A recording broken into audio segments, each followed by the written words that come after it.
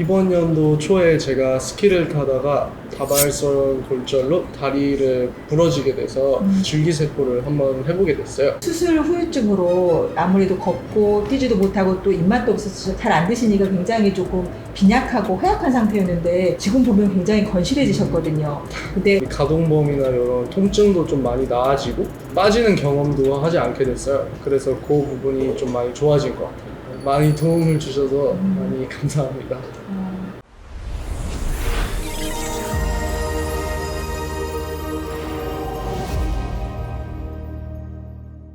안녕하세요. 황교수의 줄기세포 이야기의 황의영 원장입니다. 오늘은 저희가 굉장히 귀한 손님을 모셨는데요. 이분은 어린 나이이지만 지방률의 줄기세포를 받으시고 또 몇 개월 동안 저희와 치료 경과를 보고 있는 귀한 손님이십니다. 건희님 반갑습니다. 네, 안녕하세요. 네, 오늘 이발도 하시고 아주 멋있으신데요.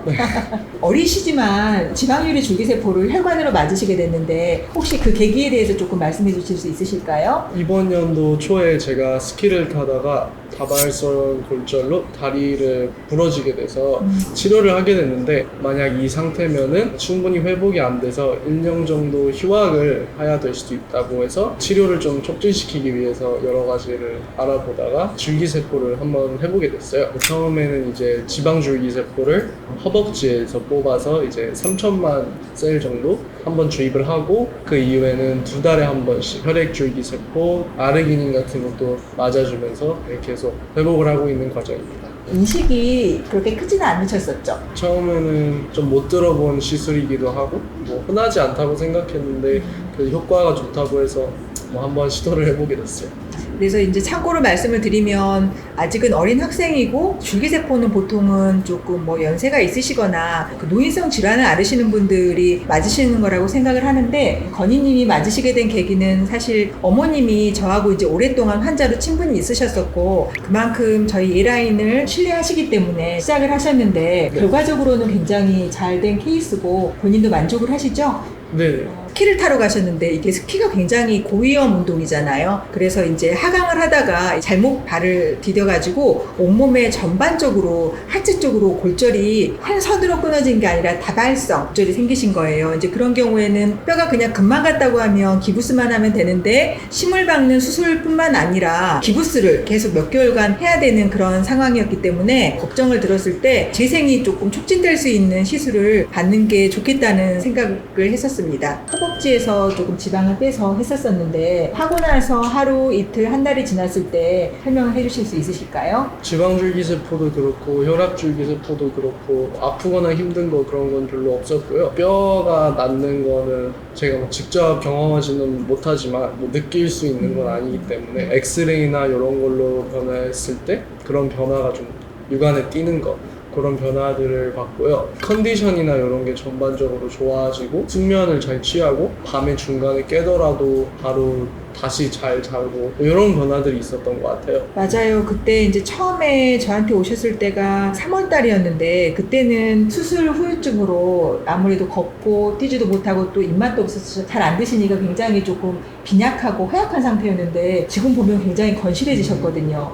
근데 오랫동안 거동을 못 하셨던 분들의 경우에는 근육도 위축이 오고 굉장히 마르게 되는데 그런 부작용이 없이 많이 좋아지신 것 같아서 보람이 큽니다. 줄기세포를 하고 효과가 좋아졌네요. 이렇게 좀 말씀하고 싶은 게 있다고 들었어요. 중학교 3학년 때 어깨를 다쳐서 조금은 방치해 두다가 이게 계속 빠지니까 몇 달 뒤에 대학병원에 갔거든요. 엑스레이를 찍고 검사를 해보니까 계속 습관성 탈골로 살아갈 수밖에 없다는 거예요. 그래서 그 이후로 그냥 그렇구나 하고 뭐 재활도 해보고 뭐 이것저것 해봤는데 그렇게 나아지지는 않더라고요. 한 달에 한 번, 뭐 최소 뭐 3달에 한 번 정도는 계속 뭘 하다가 어깨가 빠졌는데, 이번에 좀 줄기세포를 한 뒤로부터는 가동범위나 이런 통증도 좀 많이 나아지고 빠지는 경험도 하지 않게 됐어요. 그래서 그 부분이 좀 많이 좋아진 것 같아요. 또 얼굴에 흑진이 또 있었다고 들었었거든요. 뭐 눈 밑에 아토피가 있어가지고 붉게 올라온다거나 약간 습진처럼 있었는데, 이제 줄기세포를 혈액에도 맞고 지방으로도 맞고 그다음에 극소 부위로 또 눈 밑에 맞았잖아요, 저번에. 그래서 그 이후로부터는 따로 뭐 항생제를 쓰지 않았는데 많이 가라앉고 뭐 흉터도 안 남고 그렇게 좀 치료가 되는 것 같아요. 긍정적인 효과네요.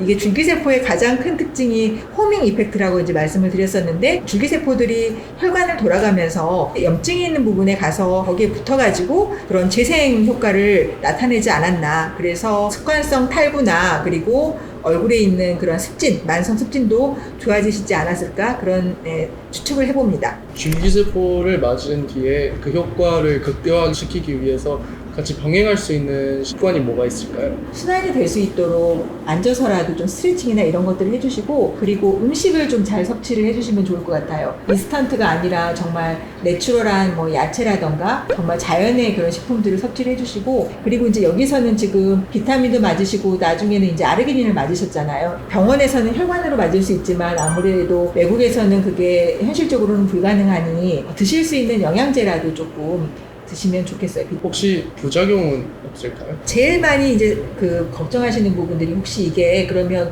좋은 세포도 자라게 하지만 암세포를 자라게 하지 않을까, 이런 의문들이 많으세요. 우리가 지금 맞았던 거는 건의의 지방에서 빼서 한 성체줄기세포잖아요. 정말 우리가 배아줄기세포라고 하면은 굉장히 전지전능하기 때문에 이제 그런 문제가 있지만, 사실 의사들 사이에서는 이런 성체줄기세포를 하는 경우에는 그런 문제는 크게는 없다고 해요. 하지만 그래도 이제 의사들이 조심을 하는 게, 지금 현재 암이 있다거나 아니면 정말 유력한 그 암의 가족력이 있다거나 이런 경우에는 배제를 하고 시술을 하거든요. 근데 건희님은 아직 어리시기도 하고 또 가족력 중에 암 환자가 있거나 그러시진 않잖아요. 그래서 그런 걱정은 하시지 않아도 될 것 같아요.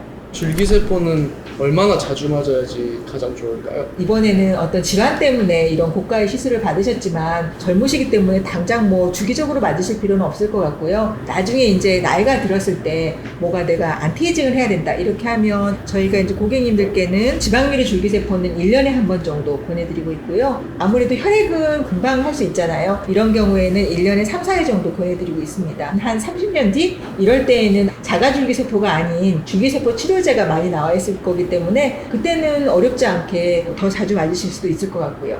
그러면 혹시 줄기세포가 뇌에 영향도 주나요? 줄기세포와 학습 능력에 대한 논문 자료를 본 적은 없는데, 실제로 줄기세포가 어떤 뇌의 그 신경 물질에 영향을 주는 파킨슨 질환이나 아니면 뭐 우울증, 그리고 자폐, 오티즘 이런 경우에는 좋아진 케이스가 있기 때문에, 그리고 이제 뇌동맥이 막히면 아무래도 수전이 안 되면 뇌에 문제가 생길 수 있잖아요. 스트로크의 위험이 있는 경우에는 도움이 됐다는 걸로 봐서는 그냥 넓은 영역으로는 그런 학습 영역에도 도움이 되지 않을까 싶지만, 거기에 대해서는 조금 수술적인 연구가 필요할 것 같습니다. 많이 도움을 주셔서 많이 감사합니다. 그런 제안을 드렸을 때 또 저를 믿고 선뜻 해보겠다고, 또 아플 수도 있잖아요. 근데 해주시고 제가 말씀드릴 때마다 잘 따라와 주시고 해서 몇 달 동안 그렇게 굉장히 모험생으로 지내주셔서 이런 좋은 결과가 있었던 것 같습니다. 그동안 고생 많으셨고요. 감사합니다. 네.